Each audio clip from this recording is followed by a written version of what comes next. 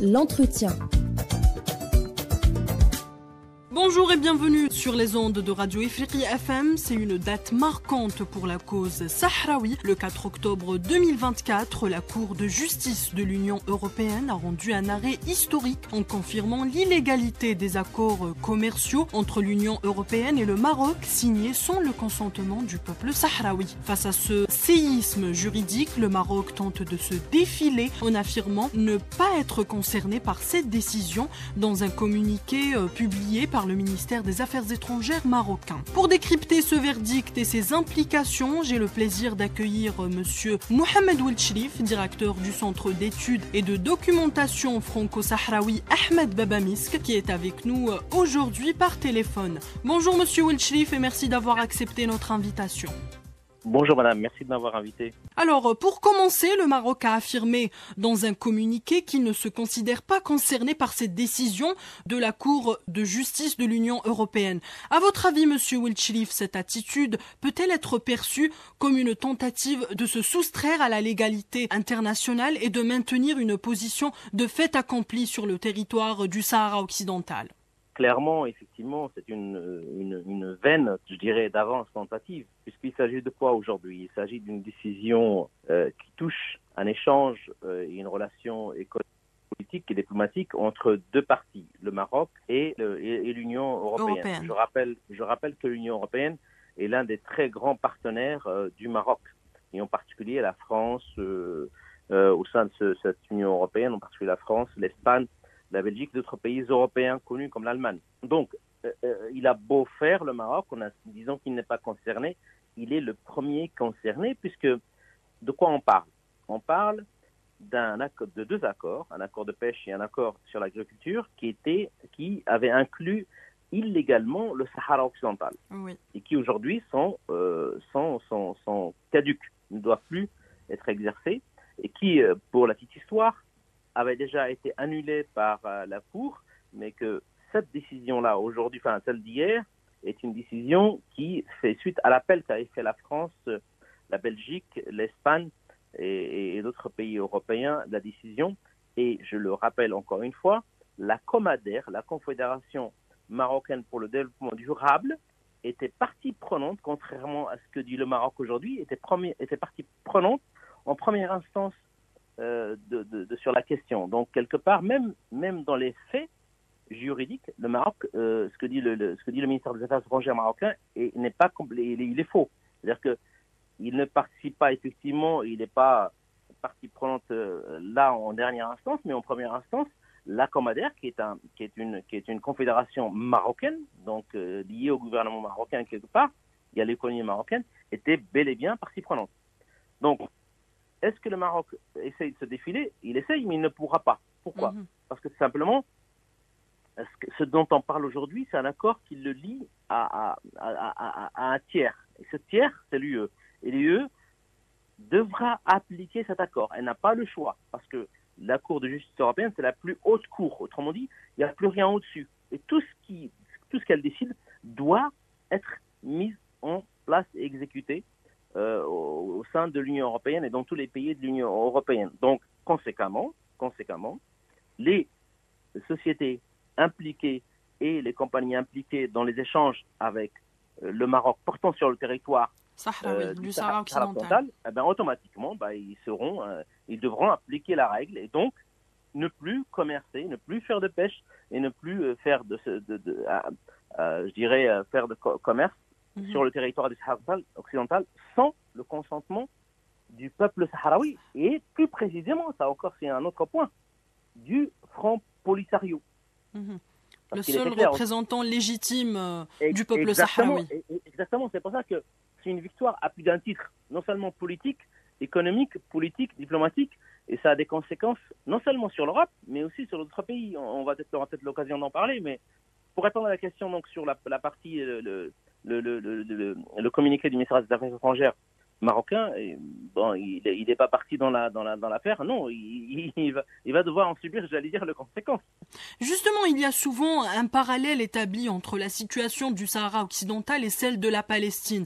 D'un point de vue juridique, pensez-vous que cette décision de la Cour de justice de l'Union européenne pourrait créer une jurisprudence semblable à celle que nous voyons dans les décisions concernant la Palestine en termes de droit des peuples à l'autodétermination et de respect de leurs ressources naturelles? Oui, effectivement, tout à fait. Vous avez tout à fait raison, puisque de toutes les façons, si vous voulez, la dernière décision de la Cour de justice européenne qui oblige d'étiqueter les produits venant des territoires occupés palestiniens, elle découle sur une jurisprudence qui a été prise concernant les territoires sahraouis auparavant. Vous voyez, c'est ça la chose étonnante, c'est que pour pouvoir étayer la décision qu'a prise la Cour de justice européenne vis-à-vis des territoires palestiniens, elle s'est appuyée sur des décisions précédentes de 2016 et 2018 concernant le Sahara occidental, en disant la chose suivante. Tout ce qui concerne tout territoire qui est en attente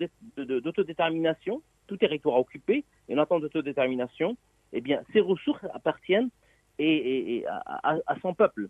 Et donc, de ce fait, les produits venant des territoires occupés palestiniens en Europe ne peuvent pas être étiquetés comme venant d'Israël, mais doivent être étiquetés comme venant de territoires palestiniens. Donc, conséquemment, demain, effectivement, Carrefour, si on prend l'exemple de Carrefour, société française qui a des implantations dans les territoires occupés, se met dans l'illégalité le plus totale. C'est ce que déjà, d'ailleurs, dénonce tout le temps BDS. Et ils ont raison. Et là, ils auront un outil juridique à travers la décision qu'a pris la Cour de justice européenne vis-à-vis des deux traités illégaux, commerce et agriculture, entre le Maroc et l'UE, pour pouvoir appuyer ce point-là.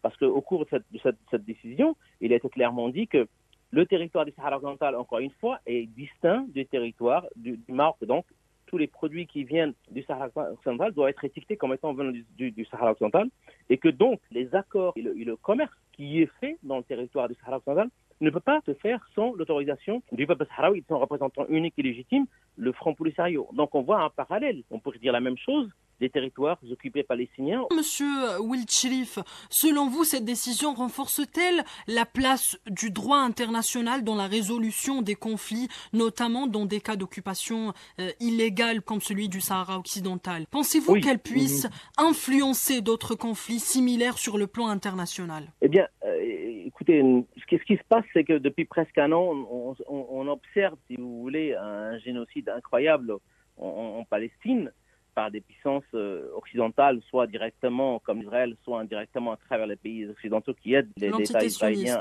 à génocider le peuple palestinien. Et on se dit, il n'y a plus de droit international. Eh bien, la décision de la Cour de justice ici montre quelque part qu'il y a quand même des règles et quand même des lois. Et en l'occurrence, le fait que les territoires occupés et que l'autodétermination soit réaffirmée, eh bien, ça permet de dire aux autres, effectivement, que il y a un droit international, il est là, et on a des outils juridiques pour pouvoir l'appliquer. Et en l'occurrence, vous le verrez dans la réponse du Front Polisario, c'est l'utilisation de cet outil juridique, via la partie économique en tout cas, qui permet de résoudre. Certes, le conflit ne sera pas résolu à travers des décisions comme celle-ci uniquement, mais il y participe fortement, puisque les annexions de territoire en général, elles sont faites dans un but économique, si vous voulez. Et donc, indirectement, ça aide à résoudre les conflits internationaux, effectivement. Il y a également un point clé du verdict de la Cour de justice de l'Union européenne, qui est le risque juridique croissant pour les entreprises étrangères qui exploitent les ressources du Sahara occidental sans le consentement du peuple sahraoui. Peut-on dire que cette décision ouvre la voie à des actions judiciaires pour crimes d'occupation ou complicité contre ces entreprises, voire contre les États impliqués?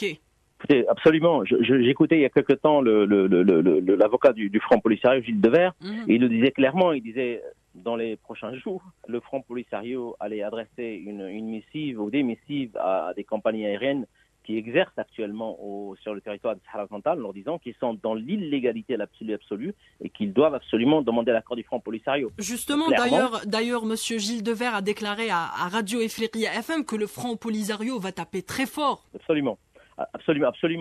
Dans un premier temps, si vous voulez, ce qui va se passer, c'est déjà par rapport à l'UE. L'UE va devoir prendre des mesures pour corriger ce qu'elle a fait. Comme on dit, les accords qu'elle a fait avec le Maroc, il faudra bien qu'elle les défasse d'une part, et qu'elle les défasse, oui. Et d'autre part, l'argent qu'elle a promis, qu'elle a donné au Maroc en échange des pêches, parce que la centaine des bateaux pêche dans les territoires du Sahara occidental, eh bien cet argent, il faudra bien qu'elle le retire quelque part. Et d'autre part, qu'il faut qu'elle compense le peuple sahraoui, donc le Front Polisario, pour ces éléments-là. Maintenant, concernant les autres sociétés, eh bien la démarche du Polisario, ça va être absolument juridique, ça va être phénoménal. C'est-à-dire que le Polisario va chaque fois contacter les sociétés qui exercent au Sahara occidental en disant vous êtes dans l'illégalité.